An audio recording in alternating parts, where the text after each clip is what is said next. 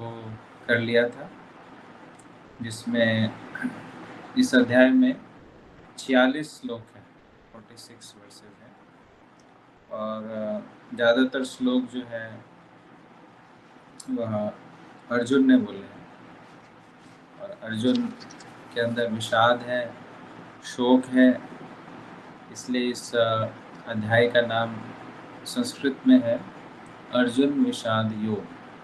अर्जुन विषाद योग।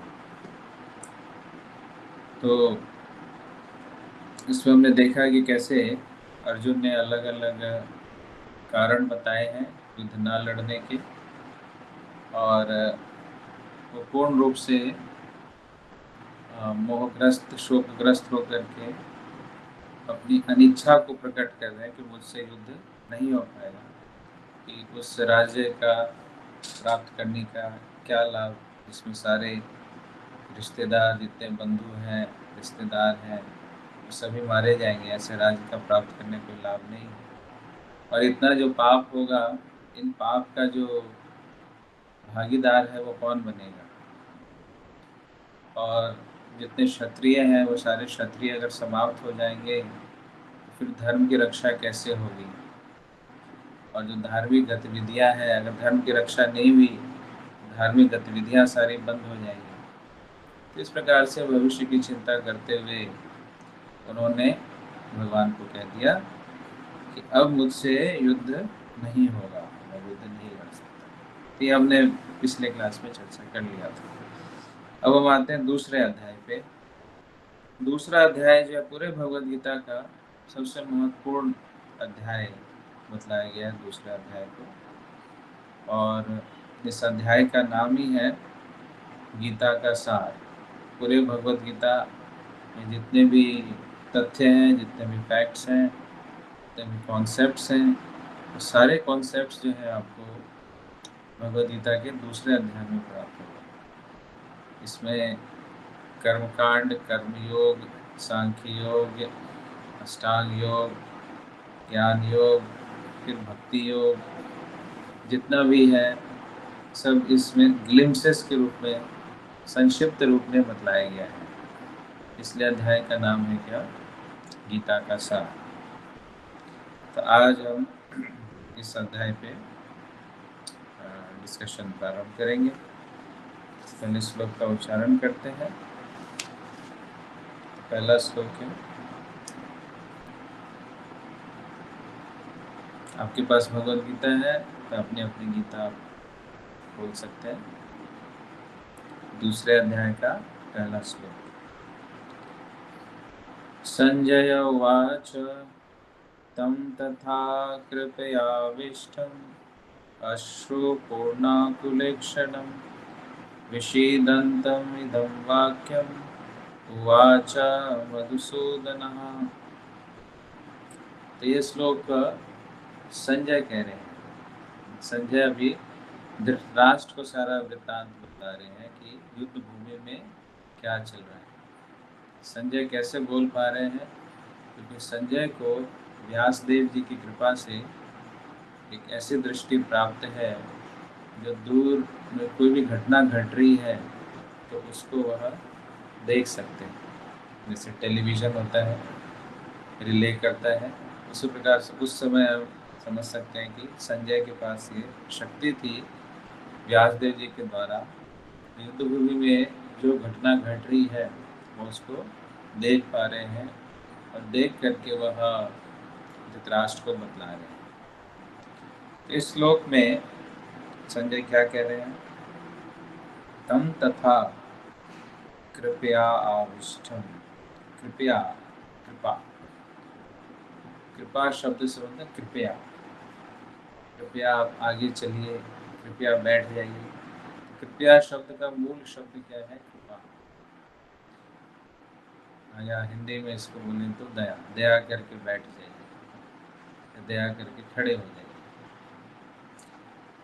तो अर्जुन का जो स्थिति है उसका वो बतला रहे हैं कि कृपया आविष्टम, आविष्ट हो चुके हैं, मतलब पूर्ण रूप से उसमें रमे हुए हैं। किस भाव में रमे हुए हैं? कृपया के भाव। कृपया का मतलब है दया के भाव। अभी अर्जुन के मन में दया की भावना इतनी उमड़ गई है कि हिंसा के विषय में वो बिल्कुल भी सोच नहीं पा रहे हैं, आविष्ट हो चुके हैं जिससे कंपैशन से। तो भक्तों का यह स्वभाव होता है कि वह दयालु होते हैं। भक्तों का यह स्वभाव है दयालु, दूसरे के दुखों को देख करके उनको दुख होता है। तो यहाँ पर अपने रिश्तेदारों का वध करने, कितने सेनाओं का वध होने जा रहा है, इस प्रकार के दृश्य को देख करके अर्जुन का जो हृदय है वो दया से ओतप्रोत हो चुका है। इसलिए संजय बतला रहे कृपया आविष्टम, आविष्ट हो चुका है किससे, कृपया से, कंपैशन से। और इसके कारण अश्रुपूर्ण अकुला, आकुला, अश्रु, अश्रु का मतलब होता है आंसू, आंसुओं से उनकी आंखें भरी हुई। जब कोई दया आती है, जब हम थोड़े दुखी होते हैं तो अपने आप स्वाभाविक रूप से क्या होता है, आंखों से आंसू आने लगते हैं। अर्जुन के भी आंखों से आंसू आ रहे हैं, देख सकते, मतलब ऐसे जनरली आंसू आना ऐसे योद्धा के लिए बहुत बड़ी बात है। अर्जुन जो बहुत बड़ी योद्धा है, तो उनके आंखों में भी आंसू आ रहा है, इसका मतलब हृदय में बहुत कुछ उथल पुथल चल रहा है, जिसके कारण उनके आंखों में आंसू आ रहे हैं। इक्षणम, इक्षणम का मतलब है आंखें। विषीदंतम, विषीदंतम का मतलब वो शोक कर रहे हैं। इदम वाक्यम उवाच मधुसूदन, और इस प्रकार से वह कृष्ण को, कृष्ण का नाम इन्होंने यहाँ पर संजय ने क्या बताया है, मधुसूदना, मधुसूदन। मधुसूदन का मतलब है कि जो मधु नाम के राक्षस का वध करते हैं वो मधुसूदन है। ये भगवान का एक नाम है मधुसूदन। तो इस श्लोक का सरलार्थ क्या हुआ कि संजय ने कहा कि अर्जुन का हृदय पूर्ण रूप से कृपा से आविष्ट हो चुका है, उसका जो मन है वो शोकग्रस्त है, उसकी आंखों में अश्रु है, और उन्होंने मधुसूदन श्री कृष्ण से कहा। तो ये इसका सरलार्थ। तो प्रभुपाद जी का परपट हम देखते हैं। परपट में प्रभुपाद जी क्या बतलाते हैं। प्रभुपाद जी मेटीरियल कंपैशन, जो भौतिक दया है, उसके विषय में बता रहे हैं। शारीरिक दया और आध्यात्मिक दया, दो प्रकार की। शारीरिक दया जो है वो शरीर तक सीमित है, और जो आध्यात्मिक दया है वह आत्मा तक है। तो प्रभुपाद जी इसमें ये बड़ा अच्छा एक स्टोरी सुनाते हैं आध्यात्मिक दया और शरीर के दया के विषय में। स्टोरी में बतलाते हैं कि एक बारी एक व्यक्ति डूब रहा था, पानी में डूब रहा था, और उसने कोट पहना हुआ था, अच्छा सा कोट पहना हुआ था, और डूब गया। तो दूसरे व्यक्ति ने उसको बचाया तो सही, लेकिन किसे बचाया, उसके कोट को बचा लिया, लेकिन वो व्यक्ति डूब गया। इसमें वो क्या समझाते हैं कि जो शारीरिक दया है वो कोट के बचाने के जैसा है, और उस व्यक्ति को बचाने का मतलब है आध्यात्मिक दया। तो ज़्यादातर लोग शारीरिक दया करते हैं और आध्यात्मिक दया नहीं कर पाते, क्योंकि उनको पता नहीं आध्यात्मिक दया वास्तविक रूप से है क्या। इसमें एक और उदाहरण देते हैं प्रभुपाद जी कि मान लीजिए कोई बच्चा है, वह अपने माता पिता से बिछुड़ा हुआ है, तो उसका कोई एक व्यक्ति आता है, उसको कुछ भोजन दे देता है। दूसरा व्यक्ति आता है, उसको 100 रुपये दे देता है। तीसरा व्यक्ति आता है, वह उससे पूछता है कि बताओ तुम्हारे माता पिता का नाम क्या है, और वह उनको उसके माता पिता के पास ले जा कर के मिलवा देता है। तो दया के कार्य जो है इन तीनों व्यक्तियों ने किया। एक ने भोजन दिया, कपड़ा दिया, एक ने पैसे दिया, और तीसरे व्यक्ति ने उसके माता पिता से उसको मिलवा दिया। तो सबसे अच्छी दया किसको मानी जाएगी? सबसे अच्छा दया किसको माना जाएगा? कि जिस व्यक्ति ने उसके माता पिता से उसको मिला दिया। क्योंकि भोजन किया उसने, थोड़ी देर के बाद उसको फिर से भूख लग जाएगी। धन दिया, थोड़े समय के बाद उसको फिर वो खर्चा हो जाएगा जो पैसे दिए। कपड़े दिए तो थोड़े समय के बाद वो कपड़ा भी फट जाएगा। फिर माता पिता के पास उसको पहुंचा दिया तो फिर क्या होगा कि उसको धन भी मिलेगा, कपड़ा भी मिलेगा, भोजन भी मिलेगा, और सबसे बड़ी बात है क्या? माता पिता का प्रेम मिलेगा। सबसे बड़ी बात है माता पिता का प्रेम को प्राप्त करना। तो उसी प्रकार से जब कोई व्यक्ति किसी भौतिक दृष्टिकोण से सोचता है क्या कि इसको भोजन देना है, कपड़ा देना है, कंबल बांटना है, इसके रोग को ठीक करना है, वो सब ठीक है, लेकिन असली दया किसको मानी जाती है? जब उसको हम भगवान से जोड़ देते हैं, ये असली दया है। तो इस असली दया को ही प्रचार कहा जाता है, टीचिंग कहा जाता है, क्योंकि हम सबके माता पिता कौन है? भगवान। तो जब हम भगवान से जुड़ जाते हैं तो हमें सब कुछ मिल जाता है, और भगवान से नहीं जुड़ते हैं तो सब कुछ मिलने के बावजूद भी कुछ भी नहीं मिलता। इसलिए आप पूछेंगे कि असली कंपैशन क्या है? What is real compassion? असली कंपैशन है जब हम किसी को भगवान से जोड़ देते हैं, भगवान श्री कृष्ण से जोड़ देते हैं, वो असली दया। तो यहाँ पर अर्जुन की स्थिति क्या है? प्रभुपाद जी कह रहे हैं कि वह अभी आध्यात्मिक दृष्टिकोण से नहीं सोच रहे हैं, वो भौतिक दृष्टिकोण से सोच रहे हैं, इसलिए बहुत ही ज़्यादा दुखी हो रहे हैं। इससे पहले भी हमने देखा था भय के ऊपर चर्चा हुई थी, तो भयभीत भी थे। तो भय भी क्यों हो रहा था?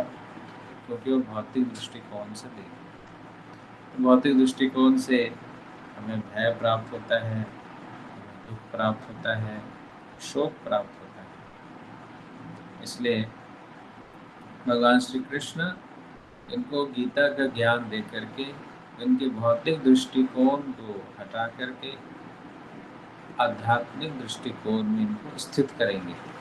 अभी इस तरह की स्थिति है, पूरा एक अध्याय हमने देखा अर्जुन की क्या स्थिति है, और जब वो भगवान बोलना शुरू करेंगे तो ये पूरा भगवद गीता का ज्ञान सुनने के बाद अर्जुन की क्या स्थिति होगी?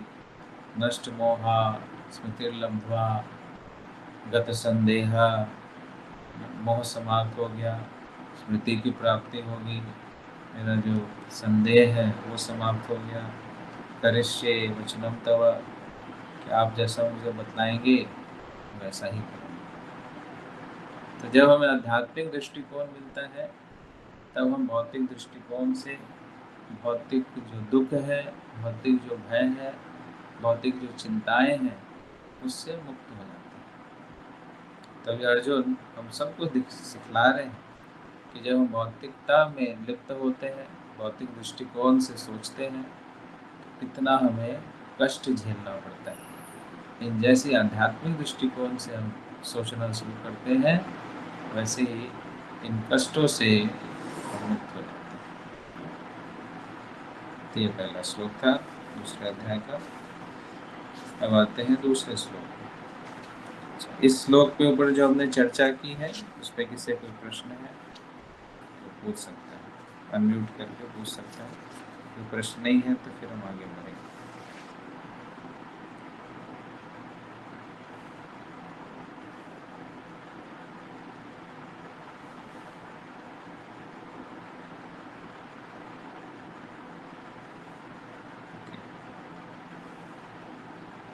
जितने लोग उपस्थित हैं वो उपस्थित हैं भी या नहीं? Yes no? यस जी। यस जी। ओके, ठीक। कुछ आप रिस्पॉन्स करेंगे तो मुझे लगता रहेगा आप सब लोग हैं यहाँ पे।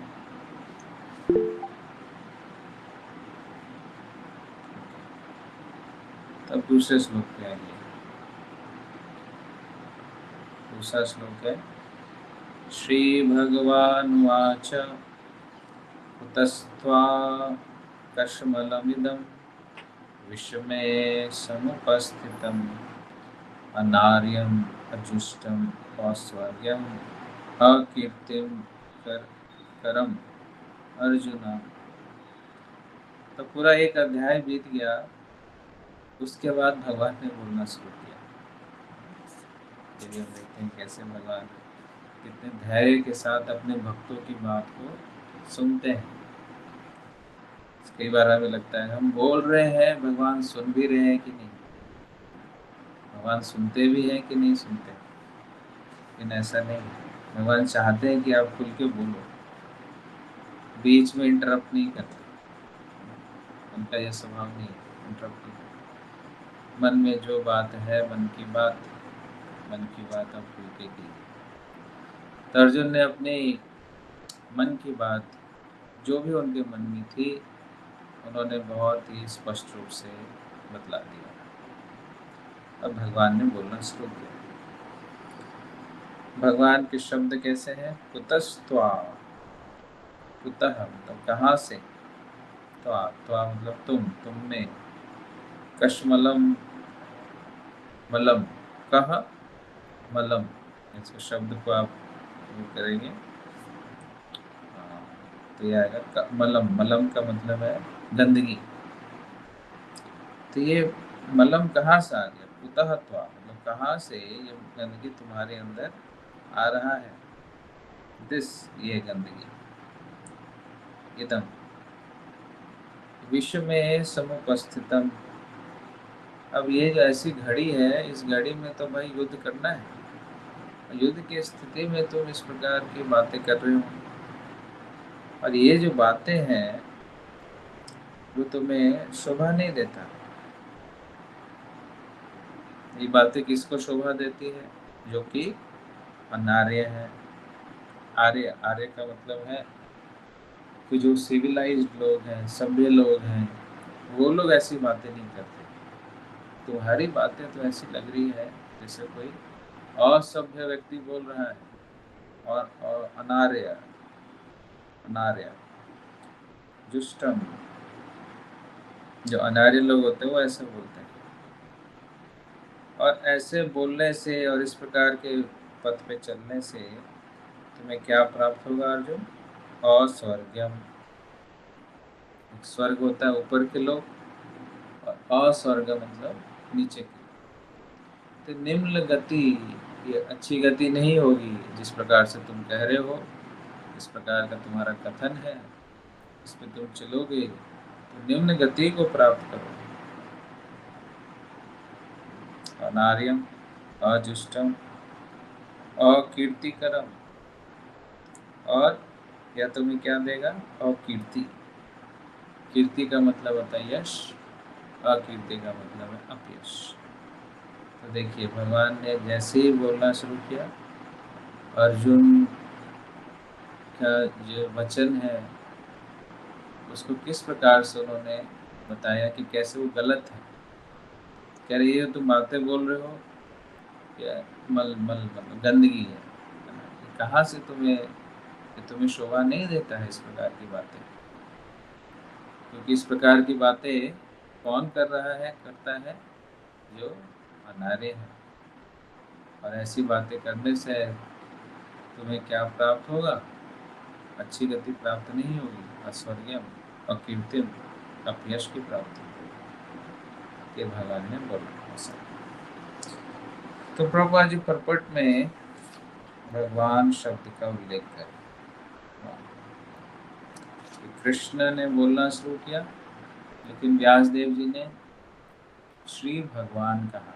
श्री कृष्ण उवाच, श्री देवकी नंदन उवाच, ऐसा नहीं कहा। श्री वासुदेव उवाच, ऐसा नहीं कहा। उन्होंने कहा श्री भगवान उवाच। तो क्यों ऐसा कहा? क्योंकि श्री कृष्ण ही भगवान हैं। अब इस बात का विश्लेषण उन्होंने इस तात्पर्य में किया है, पूरा बतलाया है कि कैसे कृष्ण ही भगवान है। सबसे पहले उन्होंने भागवतम का पहले स्कंद का दूसरे अध्याय का 11 नंबर श्लोक उद्धृत किया है, बहुत ही फेमस श्लोक है। वदन्ति तत्तत्त्वविदस् यद् ज्ञानम अद्वयम् ब्रह्मेति परमात्मेति भगवान इति सर्वते। इसका क्या मतलब कि जो तत्वविद लोग हैं, जो तत्वविद हैं, जो ज्ञानी व्यक्ति हैं, जो विद्वान हैं, वह भगवान भगवत साक्षात्कार के 3 पहलू बताते हैं, 3 फेजेस, 3 पहलू बताते हैं। पहला पहलू बताते हैं ब्रह्मेति। ब्रह्मेति का मतलब क्या कि जो ब्रह्म है, ज्योति है। भगवान क्या है? ज्योति है, लाइट है, प्रकाश है। और कुछ लोग कहते हैं इससे भी गुह्य है परमात्मेति, कि परमात्मा के रूप में भगवान सभी जगह व्याप्त है, परमात्मेति। और इससे भी गुह्य क्या है? भगवान इति, कि वो भगवान है जिनसे ये सृष्टि की रचना हुई है, जिनसे यह ज्योति निकल रही है, जो एक व्यक्ति है और जो भक्तों के साथ आदान प्रदान करता है, उसको कहते हैं भगवान। तो कृष्ण कौन है? कृष्णस्तु भगवान स्वयं। भागवतम का ये श्लोक है, कृष्णस्तु भगवान स्वयं। स्वयं भगवान है श्री कृष्ण। और ब्रह्मा जी भी इस बात को कहते हैं, ईश्वरः परम कृष्ण सच्चिदानंद विग्रह अनादिरादिर गोविंद सर्व कारण कारणम। तो परम ईश्वर कौन है? परम ईश्वर है श्री कृष्ण। ईश्वर शब्द का मतलब है कंट्रोलर, जो किसी चीज को कंट्रोल करता है। लेकिन सभी कंट्रोलर का भी कंट्रोलर कौन है? परम ईश्वर कौन है? ब्रह्मा जी कहते हैं, क्योंकि ब्रह्मा जी ने सृष्टि की रचना की है। इस ब्रह्मांड के जो सबसे पहले जीव है, फर्स्ट, इनसे कहते हैं ना, भारत का फर्स्ट सिटीजन कौन है? President of India. उसी प्रकार से इस ब्रह्मांड का पहला सिटीजन कौन है? पहला सिटीजन है ब्रह्मा जी। ब्रह्मा जी क्या कहते हैं? ब्रह्मा जी को भगवान ने उनके हृदय में दिव्य ज्ञान दिया। तेने ब्रह्मा हृदय आदि कवि, उनके हृदय में दिव्य ज्ञान दिया। और फिर उन्होंने देखा अपने ध्यान अवस्था में गोलोक वृंदावन का उन्होंने दर्शन किया। और फिर उन्होंने ब्रह्म संहिता की रचना की। उसी ब्रह्म संहिता में जितने भी श्लोक हैं, सभी श्लोकों के अंत में वो क्या कहते हैं? गोविंदम आदि पुरुषम तमहम भजामि, कि जो गोविंद है, आदि पुरुष है, उन गोविंद को मैं क्या करता हूँ?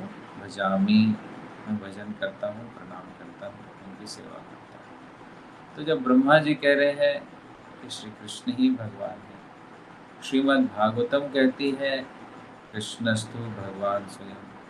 भगवद गीता में आगे हम पढ़ेंगे जैसे अर्जुन भी कहते हैं क्या, कि आप ही परम धाम परमम भगवान, कि आप जो हैं स्वयं भगवान है।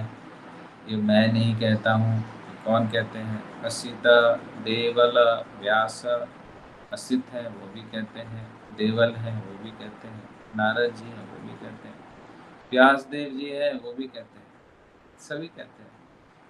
तो जितने भी बड़े बड़े आचार्य हैं, बड़े बड़े देवतागण हैं, सभी इस बात पर सभी की सहमति है, सभी का निष्कर्ष है, सभी का कंक्लूजन है, कृष्णस्तु भगवान स्वयं।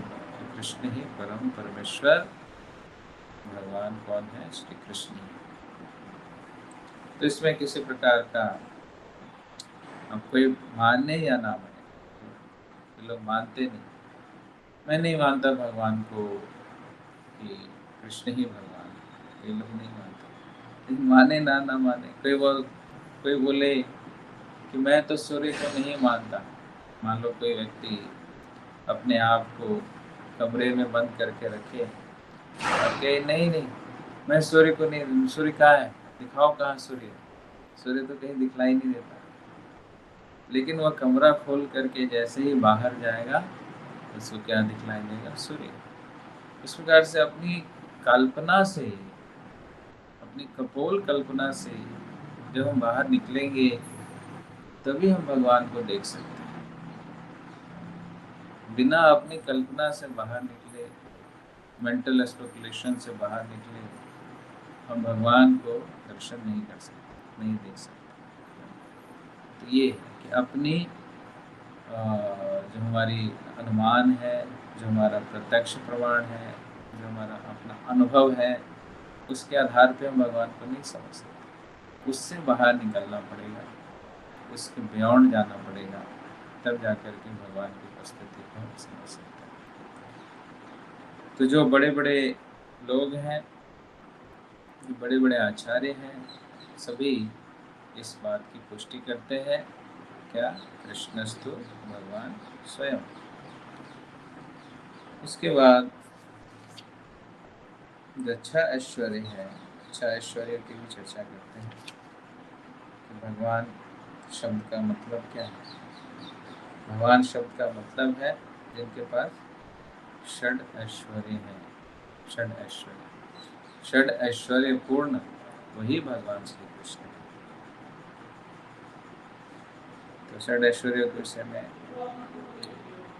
कभी बाद में चर्चा करेंगे।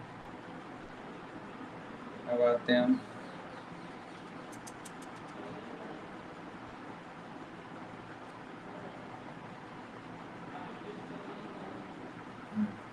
लास्ट पैराग्राफ में।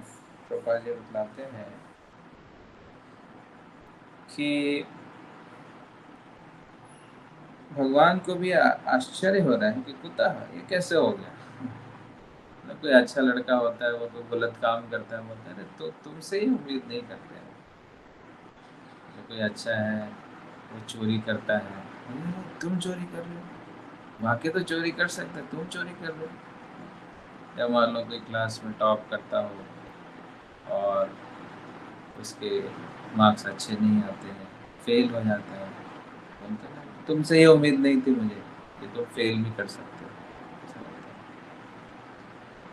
ऐसे क्रिकेट, पहले आप लोग क्रिकेट देखते होंगे, अब तो नहीं देखते होंगे। तो जब बड़े बैट्समैन होते थे वो अगर डक पे आउट हो जाते थे, तो लोग बोलते थे इनसे, इससे उम्मीद नहीं थी ये डक पे आउट हो जाए।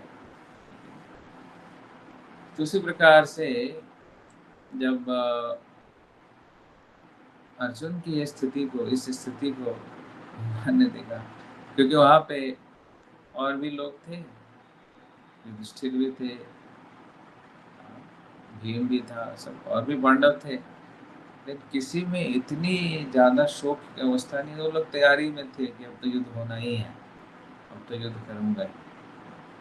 तो जब वो लोग भी इस प्रकार का शोक नहीं कर रहे हैं, अर्जुन जो कि इतना बड़ा योद्धा है, इसने इतने युद्ध पहले कर चुके हैं और इतने लोगों का वध किया है, तो अर्जुन से इस प्रकार की भगवान को उम्मीद नहीं थी। इसलिए जो कुतः शब्द है, कुतः शब्द का मतलब है एक्सक्लेमेशन। भगवान ने अपना आश्चर्य को प्रकट किया। कुतः, ऐसा कैसे हो गया, तुमसे ये उम्मीद नहीं थी कि तुम इस प्रकार से युद्ध लड़ने से पीछे हटोगे। इस प्रकार का जो भाव है तुम्हें नहीं जमता, तुम तो आर्य हो, सिविलाइज्ड हो, अनार्यों को जमता है। तुम तो ऊंची गति को प्राप्त करने वाले हो, लेकिन ये उनके लिए जो नीचे गति को जाते हैं उनके लिए तुम्हारी जिस प्रकार की भाषा है। तो कुतः शब्द से भगवान आश्चर्य, एक्सक्लेमेशन प्रकट कर रहे हैं।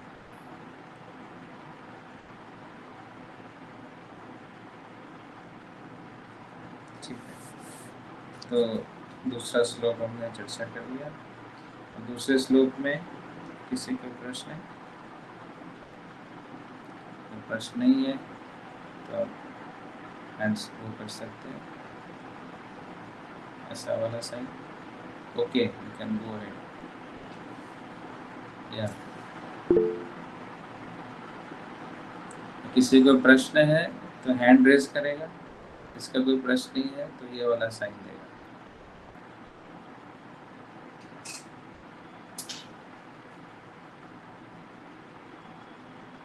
एक दो तीन चार,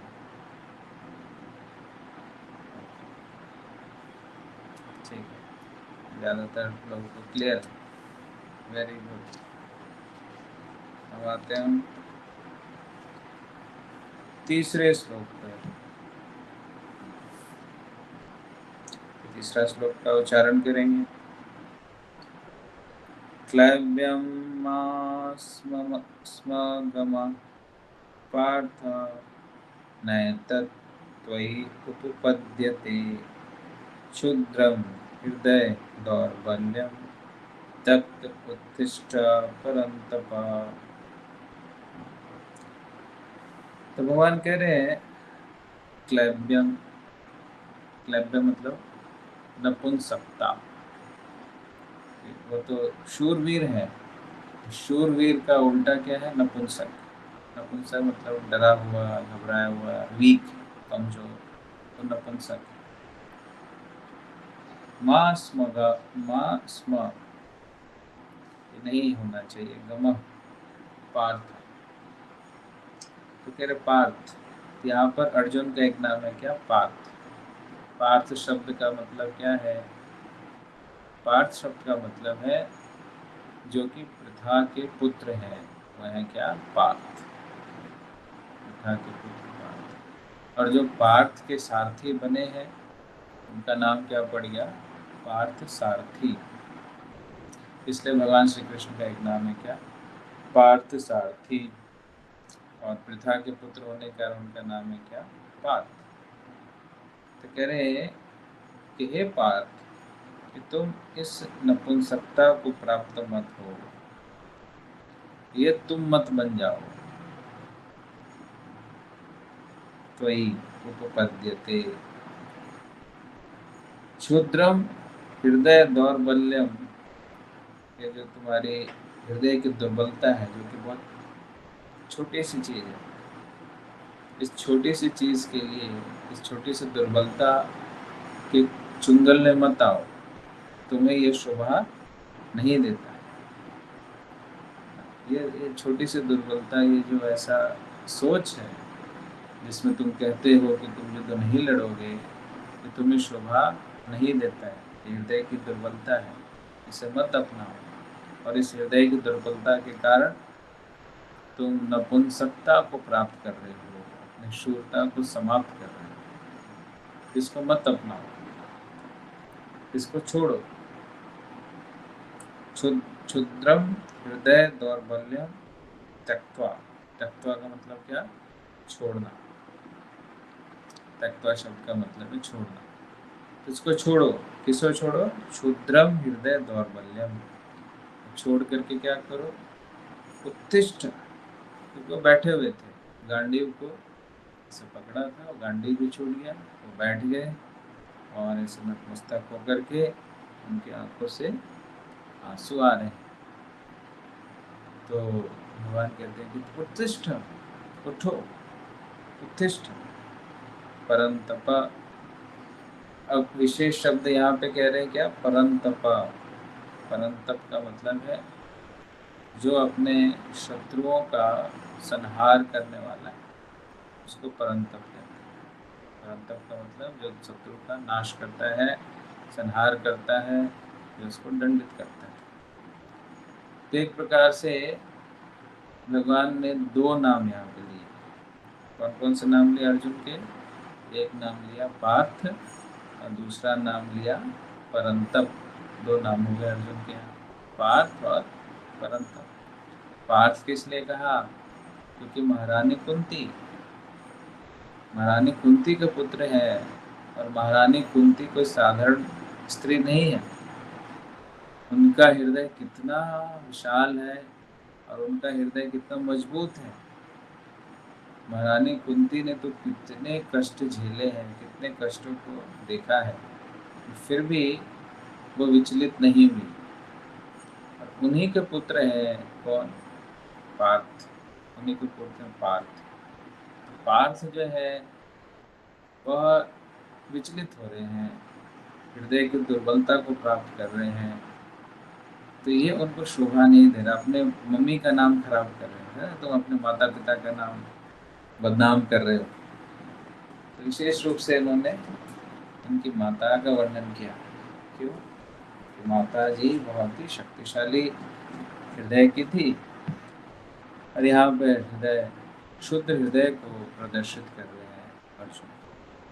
और दूसरा नाम इन्होंने लिया है परंतप। परंतप शब्द का मतलब कि दुश्मन का संहार करने वाला। तो अर्जुन तो ऐसा है कि पहले इसने कई दुश्मनों का संहार किया है, उसको दंडित किया है। तो उनका जो प्रीवियस ग्लोरी है, उस प्रीवियस ग्लोरी को उनका स्मरण करा है।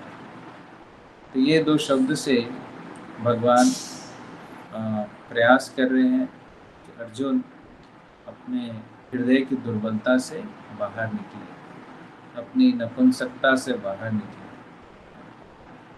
क्योंकि उनके माता जी, उनका जो लीनिएज है वो कितना ग्लोरियस है, और उनका जो ग्लोरी है, पहले की जो ग्लोरी है वो कितना विशेष है।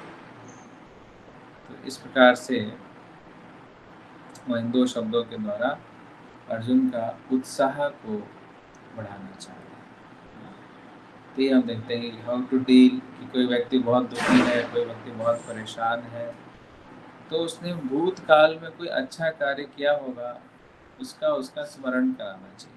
अगर कोई व्यक्ति बहुत लो फील कर रहा है, बहुत लो फील करता है, डिप्रेशन में है, इस प्रकार से, तो उसको याद दिलाना चाहिए, अरे तुम ऐसे नहीं हो जैसा तुम ऐसा समझते हो।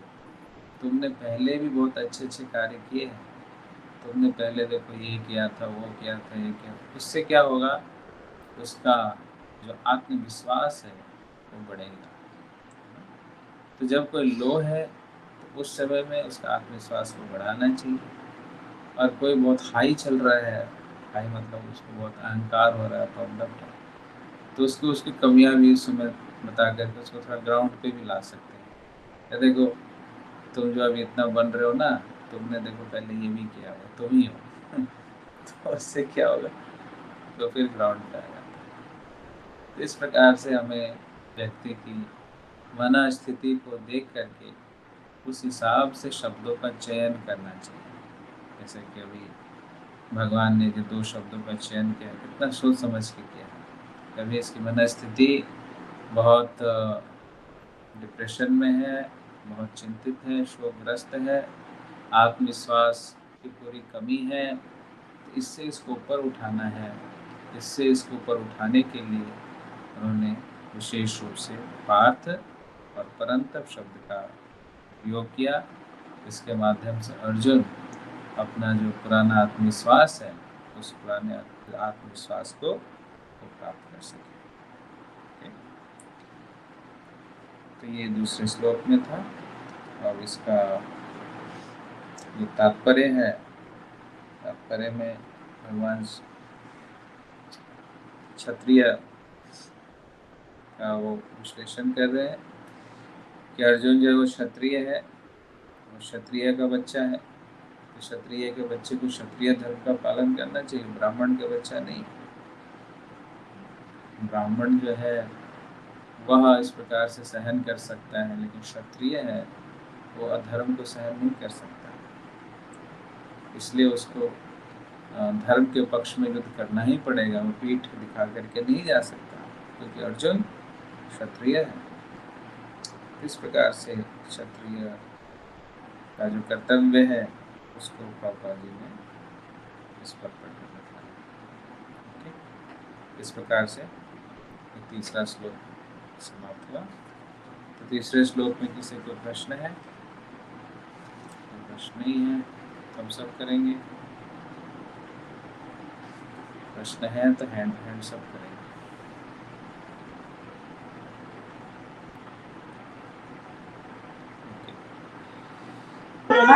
हरे कृष्णा प्रभु जी, यहाँ हरे पर ये नपुंसकता का क्या मतलब है? नपुंसक का मतलब है कमजोर, वीकनेस, कमजोर। वो शक्तिशाली हैं, सूरवीर हैं, लेकिन अभी वो एकदम कमजोर व्यक्ति की तरह व्यवहार कर रहे हैं, इसलिए वहाँ पे क्लेब्यम, क्लेब्यम शब्द का है। ठीक है,